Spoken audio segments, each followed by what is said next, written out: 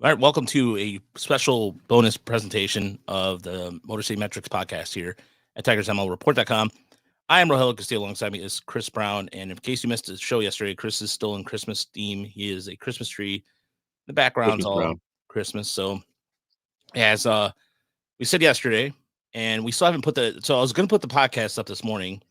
And as I'm going to do that, then the news of Shelby Miller broke out. But more importantly, the Yamamoto news yesterday, as the Dodgers spent $325 million. 12 as a 12-year was it 12-year deal? Is that what it was? 12 years, 325 million. Since then, there were reports of a signing bonus, which a $50 million signing bonus to be paid next year. I don't understand. I honestly don't know how this works in baseball. If that goes to the salary, like their luxury tax, I don't know how it works. But there's also a couple of opt-outs apparently after 6 years and 8 years. So, but yeah, the Dodgers. People kept pointing out, the Dodgers have allocated over $1 billion this offseason to players, which is kind of wild. Yeah, and it was. I'm trying to think of this too. I don't see. It's not often baseball players get signing bonuses, right? I mean, that has to be like something rare, correct? Yeah, I don't remember it happening very often at all. I remember, maybe a small signing bonus here or there, but certainly not like 50 million. That I don't know. I mean, that feels more like what they do in salary cap leagues, right? Where they give Yeah, somebody a huge signing bonus to lessen the cap hit. I didn't. Maybe that's the same thing in baseball, that it's a one-time fee for them and they can handle it this year and then they get out from under the luxury tax next year. I don't know, but certainly a ton of money for a guy who's never thrown a pitch in a big league game. yeah, It's, it's not quite as risky as it was 10, 12, 20, 40 years ago, right? When guys, they didn't have the pitch data on these guys, like somebody like Dice K, right? Who had all this hype and came over and was okay for one. He had a pretty good year actually, and then was okay for a little while, and that was it. But yeah, it's a huge, very long deal for a pitcher too. I think it's only the second or third deal for a pitcher that's in double-digit years. yeah. It sounds Um, like a New York Islanders goalie contract. oh God, what was the one kid? Rick Was the kid DiPietro. That's what I was thinking of. They yeah, had Rick like DiPietro? Didn't they do that with Montoya as well? I Or I think don't they know, did. I but can't remember, or I think they did with a Russian winger too. I believe. well, yeah, I mean, this is hockey talk, but Yeah, yeah, I mean, that was we assumed that it was coming down to the Yankees or the Dodgers, and it sounded like those teams all made roughly similar offers, and he picked the Dodgers, which is you know, it's one of those things where it's very fun, just to see all this talent go to one place, and I'm sure it's frustrating for all the other fans, but, I just try to remind people that it's baseball, right? It doesn't matter. You could all that talent helps you get to where you need to be, but, that doesn't mean that they're gonna win, 3 games out of 5 in the National League Division Series. It just it baseball's weird like that. So, yeah, I don't despair if, because the Tigers didn't sign Yamamoto. I mean, it was never gonna happen, but, uh, um, yeah. so it'll be Elton, by fun the to way. watch him pitch. Yeah, by the way, Elton, thank you so much for the $20, man, Oh, for trip. I didn't even know we Merry were Christmas live. to you, man. Happy holidays. Thank you, Elton. Exquisite. We are just talking about Elton the other day because he left some feedback on Yeah, our podcast with Ryan Garco. So yeah, thanks, Elton. Good to see you in here too as well. It's been a while. yeah. I had no But idea this was live. oh yeah, I Um, just changed it. I changed my mind last second and put it live no, because that's all I good. just want So we got Yeah, some people. thank you very much. Yeah. Um, yeah, it's, I mean, that was relatively big news, but obviously, we wouldn't have done, a little bonus pod if not for the Shelby Miller news, which is relatively small news, but it is Tigers news, and, here we are. Yeah, and he has something in common that Jerry, our data wizard from Tiger Miner Report, was talking about extension. His extensions will among the 97th percentile, which is what profiles well with Tigers. Some of the Tiger pitchers that he mentioned in his tweet. And Stando, look at that! Thank you very much for the 1999. Thank you so much, Exquisite. Stan. Off the Frickers building. I'm sorry, I haven't played that in a long time, and I've been wanting to. I find an excuse off the Frickers building, but I know Stan prefers the smooth dulcet tones of one Dan Hasty. So thank you very much. We're really, honestly, much appreciated. So yeah, there was a he. So the next thing up too, where you look at gives them an arm in the bullpen, coming off a really good year and just kind of in 42 innings pitched, posted an ERA of 1.71, had a strikeout rate of about just 25%, which is right above the league average. The walks were a little bit concerning, but there's enough there with that. The split finger set up his fastball pretty well and to go along with the slider. So this is something where I think they can optimize him well. And you put that with Chafin in the bullpen, and then you got some bullpen battles to talk about here. So you got Wentz, you have Faedo, you have to think about. There's a lot of intrigue going into spring camp. And by the way, to make room for this, in order for Shelby Miller to be on the roster, Tigers let go or DFA'd Donnie Sands. Yeah, before they announced who the corresponding roster move was, I was going through the 40 man, and I was like, wow, there's really only like 3 guys that I can see that they might want to part ways with, and Sands was the first one I picked out. But that's it just kind of goes to show you the depth that they're building. Now some other people were probably happy to move on from other players, but there were only 3 that I thought they were going to go, and Tyler Nevin survives again. But yeah, it's good for him. But yeah, so I mean, we just mentioned it last night, right? Like from Scott Harris's comments, it sounded like they were done with starting pitching, but they may add another reliever. I just didn't think it would happen this quickly. And it's what, $3 million deal, 3.5, was it? Um, Yeah. with a club option for next year if things go well. So, and it's funny, Shelby Miller's a guy I remember way back. He was in the same draft class as Jacob Turner, A high and school, and they correct? were, yeah, they were both high school right-handed pitchers, and it was like, oh, let's see, it'll be interesting. And they both ended up like top 25, top 30 prospects, and it was like, okay, who's going to do better? And Shelby Miller got off to a hot start, um, and then kind of his career just kind of petered out. I remember he was involved in the Jason Hayward trade from St. Louis to Atlanta. And then Atlanta, he actually had, I was just looking this up, arguably one of the most unlucky pitching seasons of the 21st century, at least in terms of pitcher wins, which we don't care that much about. But in that year in Atlanta, he had a 3.02 ERA over 200 plus innings and went 6-17. And I could only find 2 other pitchers this century who had a season with 200 plus innings, an ERA of 3.1 or under, and not at least 10 wins. So he just got kind of screwed that one year. Yeah. But but yeah, then he was involved in the very controversial, I don't know, controversial, more infamous trade from Atlanta to Arizona, right? That ended up getting Atlanta the first overall pick in the draft, Nancy Swanson, because Arizona was trying to cut money. That was when Tony La Russa was over there running things into the ground, Oh yeah, that's right. and Was it Dave yeah, Stewart was there too, right? yeah, Dave Stewart was the GM, and Tony La Russa was the president or whatever, and they traded Bronson Arroyo and Dansby Swanson, I think, for Shelby Miller to like cut salary, and yeah, it was pretty rough. But and then Miller didn't do a whole lot for like 3 or 4 years. It was actually really rough. And then last year, as you said, caught on with the Dodgers, and they had him pitching at the end of games, 8th inning, 9th inning. Not necessarily closing games very often, but he's another arm the Tigers can use there in the 7th, 8th, or 9th inning. So it adds some nice depth to the bullpen for sure. And most importantly, too, one of the things too that it gives a veteran arm, and it's a good way for the matchups for AJ Hinch too. By the way, old BK wanted to know in terms of the 50 million was paid to the Japanese club.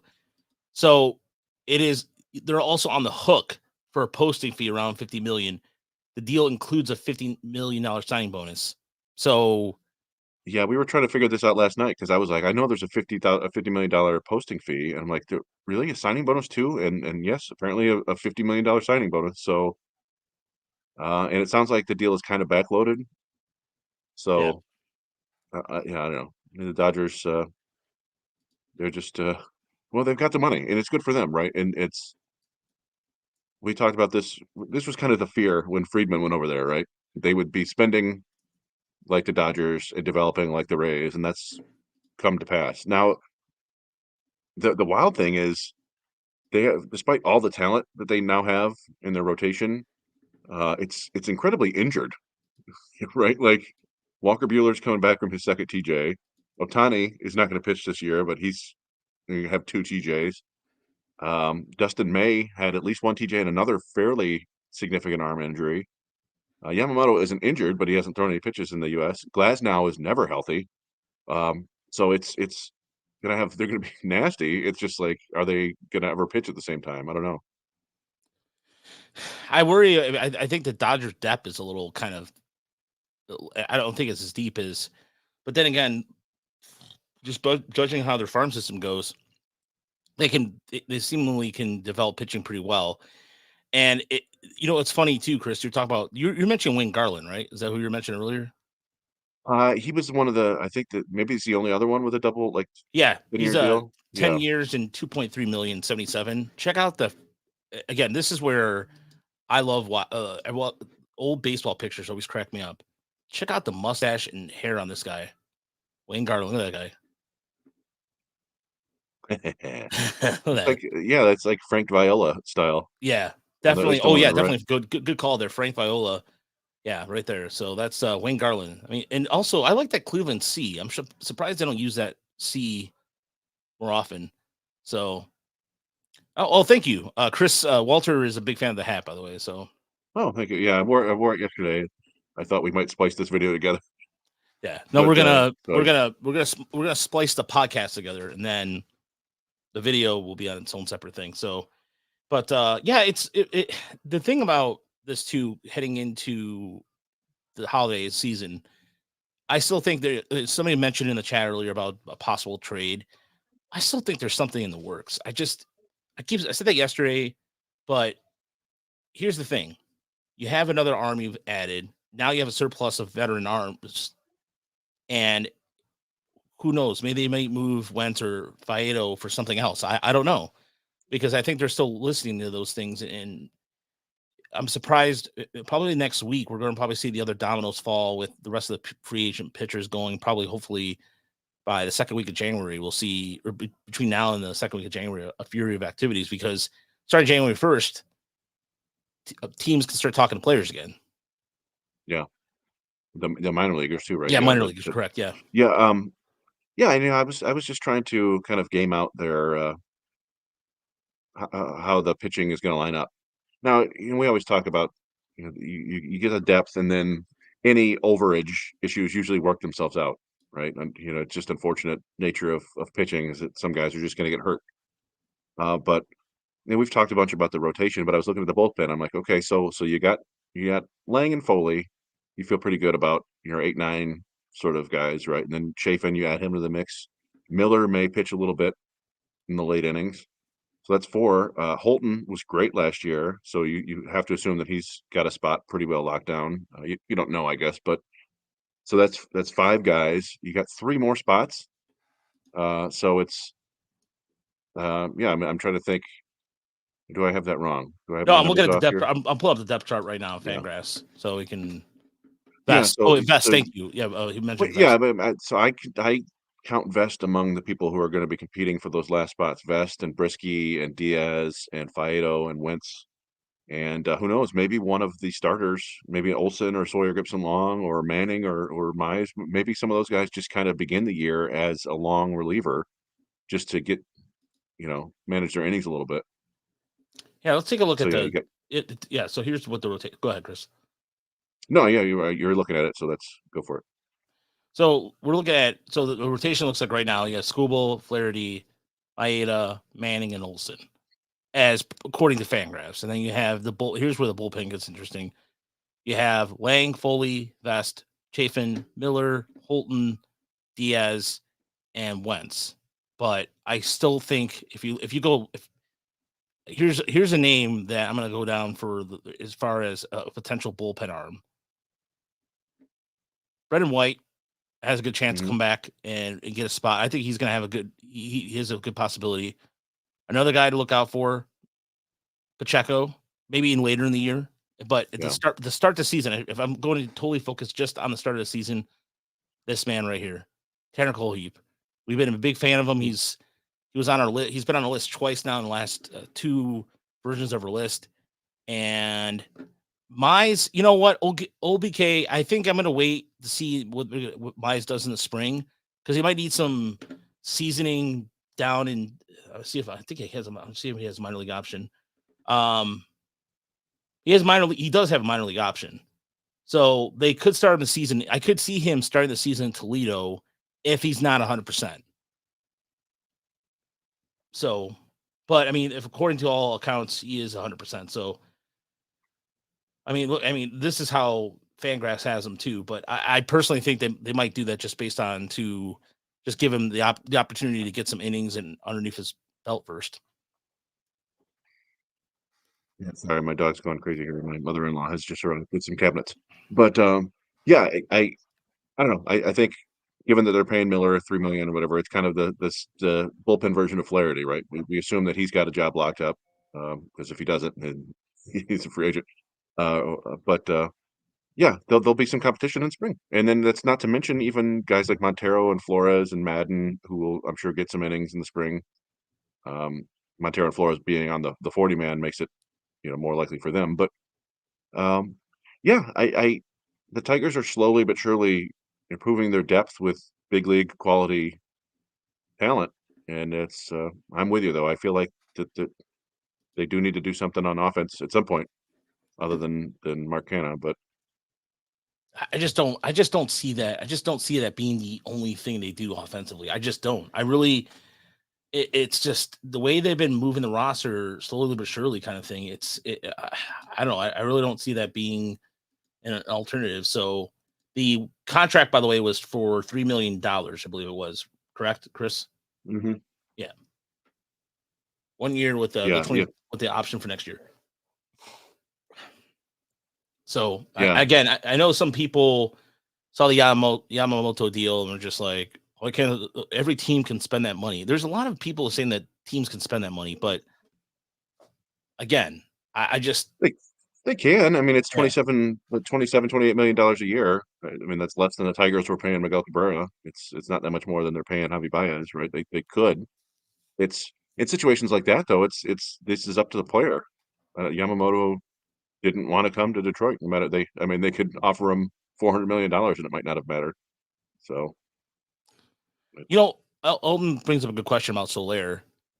Another Jordan power. Soler, Yeah, Jose Soler. That I I like the guess, idea, but go ahead, Chris. yeah. No, I agree. When you brought it up, I was like, well, yeah, that might be fun. And he came up as a Cub. So Scott Harris was there. They may have some familiarity with him. The only issue is that I don't get the feeling that Scott Harris wants to make any multi-year, uh, anything more than like 2 years on a commitment to anybody. All these deals have been 1 year. The Maeda deal was 2 years. When they were in San Francisco, I don't think he made a deal more than 3 years. It's just something. It seems like he doesn't like doing that. He's sort of the real life roster constructor version of the person in your fantasy league who just streams players constantly. He's always cutting people and adding them and cutting them and adding them, and until every now and then they get lucky with a good player. So maybe as the offseason continues and maybe Soler hasn't been getting any good offers, maybe they can get him for a short-term deal. But he is kind of a DH who can, survive in the outfield.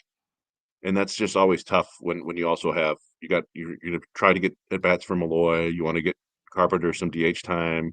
You want to get Torque off his feet every now and then. I just I mean, I wouldn't hate it if they're going for it. They're going for it, but maybe let him sign somewhere else and then trade for him at the deadline. Yeah, absolutely. I mean, that would be a suitable solution if they're going to address. We were talking about this last night a little bit about third base and how they were going to address third base as far as like a tradable solution, and we brought up some ideas. We didn't really go into the outfield for this, but I mean, Soler, if you look at the situation right now with Riley Green coming back from injury, you want to make sure that you have him out there as much as possible. And if he's going to be playing quite a bit, you maybe watch his playing time a little bit, because You want to make sure he's 100% healthy. So that being said, if you're looking at options down in the minor leagues, Justice Baby still needs to spend a little more time in Toledo. You have Malloy you could bring in there, and I think there's enough solutions there. Perhaps they could give it a try, but if they want to go with the veteran bat, like maybe a bat that has something to prove, like we talked about this last week, an Andre Dawson type deal, where it's somebody Mm. who's like, "Hey, I'm going to come in and I'm not sure if he can still play, but I like it. yeah, that'd be sweet if it was actually Andre Dawson from his prime in his Montreal Expos prime days. Man, that guy was man, he was huge too. Like compared to everybody else on the field, like I see old clips and him running third over like Ron Say. And Ron Say's like, like me out Penguin. there. And yeah, and Dawson's like this massive man just running by him. Yeah. But Tim Anderson hasn't signed anywhere either. That, by the way, it's been virtually dead quiet on Tim Anderson. There's been nothing. Like there's nothing in some of the Slack channels I talked to. Nobody. Yeah, I know I would. There are a few players who it would shock me more uh, if the Tigers signed than Tim Anderson, just because of what we know about Scott Harris and his dominate the strike zone mantra. And Tim Anderson is one of the few people in baseball who walks less than Javi Baez. Um, Now he's a more talented natural hitter than Javi Baez, but he's coming off a couple rough years, and I wouldn't see it. He seems like a candidate to go to I don't know, maybe a team that's not like a Royals or something like that, right? Like they just sign him to a short-term deal, and maybe if they get him going right, they can trade him. Although the Royals seem to be going for it now too, so I don't know. Maybe to Cleveland. Yeah, there's been a rumor that it was reported that the Giants are looking for a shortstop, and of course, everybody was Oh yeah, suggesting on social the likes of Baez. Stan has a really good question in terms of how much of a difference is going into 2024 for the Tigers than it was going into 2023 with the projected roster. I can say this with confidence that they have a better idea what they have in the farm system, and some of the surprises we saw last year or this year heading into 24, like the likes of Montero. When heading into 2023 last year, I think you and I both said this. We were skeptical about the Tigers' pitching depth to a certain extent. We I assumed that Brisky might have been in the back end of the starter. Garrett Hill would rebound back because once he figured out his hands, his motion, mm. that he was going to come back and be effective. But other than that, I thought the depth was a little. I was a little worried about the depth. Bat wise, too, same thing. We weren't sure what was going to happen with Cole Keith. Whether he was going to take another step forward or not. They really, to me, last year, heading into last year, they didn't have anybody ready in the minors that can play on an everyday basis. Now they have at least 4, maybe 5, if I'm being generous. If you're talking, or at some point in the major league season, who's ready to go spring training? Cole Keith is. I think Cole Keith's probably going to be the guy who would go to spring training. Maybe Malloy, depending on how he starts off. But at some point, you can see positional players that are not just pitchers. So you can see Young maybe at some point. Maybe Bigby gets going again. Maybe Bigby gets some time.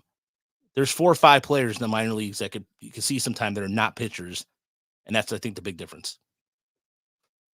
Yeah. I mean, I guess on the surface it feels um, I'm more optimistic this year or for next season than I was for last year, but I mean, when you look at the roster, it's not really all that different. Last year they had Eduardo Rodriguez. He's gone, but you can kind of put Skubal in that same spot. Like I think Skubal has more upside, but we haven't seen it over a full season yet. So that would be nice. And they had a kind of a breakout campaign from Jake Rogers. Torkelson hit 30 home runs, so I think that makes you feel better about both of those guys heading into this year. Canna is a solid veteran. Maybe it sounds silly, but I remember going into last year thinking like, okay, well, maybe Jonathan Scope has a chance to turn it around, and then it just fell on his face again. Um, we don't really know what to expect from Javi. Parker Meadows, I think, is a nice kind of overall upgrade for the outfield. But yeah, I remember being fairly optimistic about Vierling and Maton heading into last year, and that kind of I mean, Maton fell on his face unfortunately, and Vierling was played all year long, was okay. So yeah, I don't know if all these moves necessarily move the needle a ton for me, but to Roger's point, I think he's right that there's more help closer now that can make you feel a little bit better about what they might do this year. Yeah, I mean, I really think is, for example, in terms of like the upgrade on as far as like bullpen goes too, same thing. Like we saw what the Jason, we knew that Jason Fuller was going to take another step forward last year based off some of the things that he was doing towards the end of the year. It's one of those things where I think if I look at it with the signs of Flaherty and the likes of Maeda, it gives less, it provides less stress for the Tigers to bring up a guy like Montero, put all that pressure on Montero, or even for that matter, Mize, because I think the reason why they're signing is relatively simple. As much as we can sit here and say in every article that Mize is like, I'm feeling better, I'm feeling good, until he goes out there and goes against live competition, it is Yeah. literally a crapshoot. And there's just, you just can't sit here and rest on the Tigers just can't rest there and go, well, we think it might work out, but it's with injuries like that, you never know. Yeah, I mean, there's question marks heading into every season, but again, the Tigers have done a good job here, I think, of making that depth, uh, just increasing the depth to where if somebody goes down, you've got another person who's got big league experience and who you trust. Like if Brendan White will probably start the year in Toledo, but you could we've seen him pitch in the big leagues and he's got the stuff to do it. So that's not a bad place to be on the pitching side. Again, we just kind of need to see a little bit more of that on offense, but that's just kind of the way the nature of this offseason was, is that there aren't this overabundance of useful position players, and there was a solid crop of pitching, so they've gone on and got the solid crop of pitching instead. So Walter had a question in regards to the Garco interview, and he says, in response to the Garco interview, how the F did the previous staff not have translators for the young kids to come up? That seems like a no brainer for development. I knew it was bad, but that was shocking to me.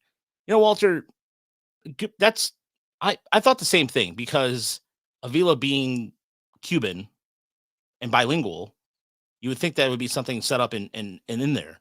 But in reality, from being down there in the press box, Carlos Guillen's the only one who not that Carlos Guillen, but the Carlos Guillen for the Tigers who is the coordinator who does he also did play by play this year. mhm. This year with Barbaro Garbe. He did a really good job. And It was for the Fiesta Tigres. yeah, for the rest of the well, he Yeah. also did they did like 10 games on AM this year too. Oh, So oh, nice. yeah, it was nice. It was actually cool to see that. It was cool to hear that. But honestly, it astonishes me because you would think, and remember I told you I saw the gang of khaki pants everywhere in Lakeland? Like, Hmm. not a lot of them, from my understanding, spoke Spanish. Carlos was, when I talked to Wilmer Flores, when I talked to Christian Santana, it was Carlos Santana, or it was Carlos Guillen being the main man. So hopefully, I'm hoping that they change it up a little bit. But I think, no, it's no, I don't think it's a detriment to Garco either. But I just think that maybe things were so set in a certain way that all Garco did go, oh, we're not using common sense. Boom, here we go. Well, yeah, I mean, it's just another like sort of tick in the box of we talked about it before that the minor leagues for the longest time was just kind of survival of the fittest. Like they would just throw you out there naked in the wilderness, and if you made it through, they thought you had what it takes to pitch in the big leagues or play in the big leagues. They didn't care about their nutrition or their sleep or any of that stuff. Comforts. They just didn't seem to care. And we've heard plenty of stories of Latino kids who don't even know how to like order food in America, and they're on their own and they have no idea what to do, and organizations just haven't cared that much. And in the last decade or so, there's definitely been more translators and things like that. But it's one thing to kind of translate while you're talking to somebody. It's another thing to be able to like translate instructions and this is what you're doing in the off season, and having written translations available for those guys, and being able to answer questions and stuff. And it does seem ridiculous that they didn't have that before, but it's not surprising based on how little. I mean, we just recently started paying minor leaguers a living wage, right? Like things haven't been great down there as much as uh, you know, people argue about that, right? Like, oh, you're playing a game, but if you're making below minimum wage, it's tough to survive. But yeah, only recently have they started caring about the minors. So I think that's the answer there. And it's not the Tigers alone, right? This is Right. all across baseball. I mean, look at the Angels situation. I mean, the Angels Yeah. were when those reports came out a few years back about how there's 4 or 5 guys to one room, and the living situations were deplorable. So it goes across the way, and I think Oakland was involved in that too. I think the Tigers, what they're doing now is where people don't again, they're building another dorm. I remember Ben Verlander was complaining about it. It's something about like, well, first and foremost, you're just humble bragging that you were in there in the first So he place. got very sick in there, Yeah. yeah. I think he was just trying to humble brag, like, oh, I was there. But no, it's some of these things. Like I said, it goes back to the days of Randy Smith. Randy Smith started the groundwork to a certain extent of updating things. And it's taken this long for the Tigers to be modernized in a way that teams have been modernized for a long time. You think about, we mentioned the Dodgers earlier. Dodgers have been streamlining these things in Latin America and all over since the 70s. The Pirates, even the Pirates right now, who are being mentioned for that Cuban pitcher, Rodriguez, the Pirates are still they're making inroads in Taiwan. They have a certain flavor going on in Southeastern Asia. And their owner's notoriously cheap, but they had their imprint. They were same thing in the 70s too. There's teams out there that, they've been doing this for a long time. I mean, like case in point too. Remember when we went to South Bend, Chris, and you heard when we were with Charlie, and Charlie was telling us how much the Cubs were involvement of that stadium and in getting their input into it and what they were looking for development wise. Yeah, they like revamped the entire thing to make it look more like Wrigley, or the brick match Wrigley or whatever. So yeah, sometimes it's how much the parent club is involved. Yeah. I mean, and right now with Lakeland, the Tigers are trying to get heavily more involved in Lakeland and invest in themselves as kind of like Tigers Town's always been there, but they're putting more into it. There's more of a structure to it. And so I think it's going to continue. And so, yeah, even with for example, like with West Michigan, if the Whitecaps, I look at West Michigan for a second. Let's talk about that for the western side of the state is primed for having some good, like, for example, Wisconsin, they have an indoor baseball facility, yet they don't have no team in the Big Ten. So weird to me. Yeah. But I think if you look at the western side of the state, and this is just my opinion, I'm totally, I could, what you could do eventually down the line is, let's say you work with West Michigan and have like maybe an indoor facility. Have an indoor facility. There's plenty of land out there.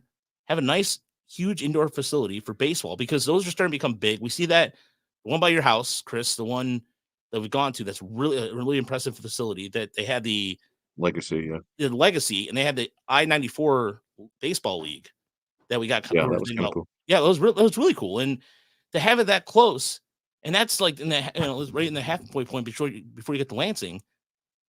I would think a good idea is to put something in between Lansing and Grand Rapids, a baseball facility that could be semi-pro or even for the colleges, whatever, that would facilitate this. And you could have like your own drive line in Michigan, but just in a bigger scale. And the Tigers could do experiment. I mean, they do an experiment. I mean, they may have like guys in battle tanks from Star Wars. Everybody gets that random Star Wars reference, but or whatever they want to do. And I think if the Tigers, if they work with somebody else in another organization with that, I could see that. I think it'd be a cool opportunity to really get into player development and really kind of dig in.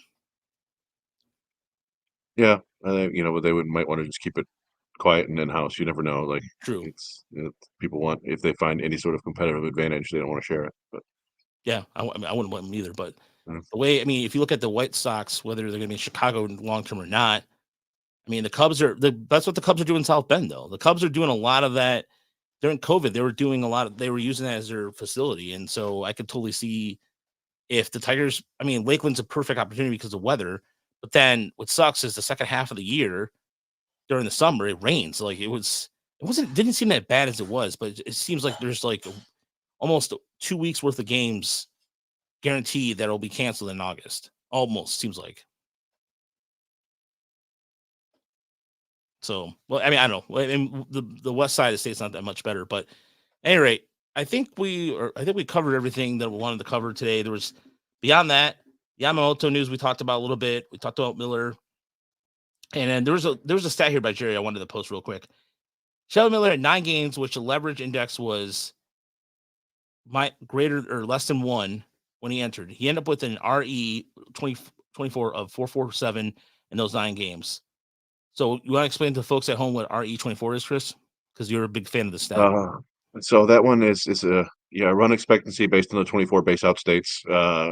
It's basically like the analytics equivalent of RBIs for hitters, if you will. So how many more runs you allowed, or in that case, how many more runs better you were than expected in those situations. And so he was 4 runs better in those 9 games, which is pretty good.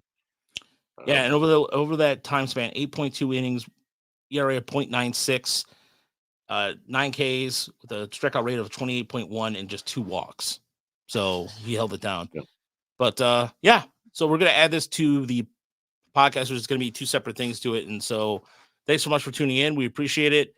And if we hope this is the last pot of the year. We don't know. We said that yesterday, and so. But if there's anything that does happen next week, if there's a big trade, we'll be on top of it and let you guys know. Until then, have a Merry Christmas or whatever holiday you usually celebrate. I like to say Merry Christmas and Happy Holidays and all that stuff. And so I appreciate, again, much appreciated. We will talk to you next week.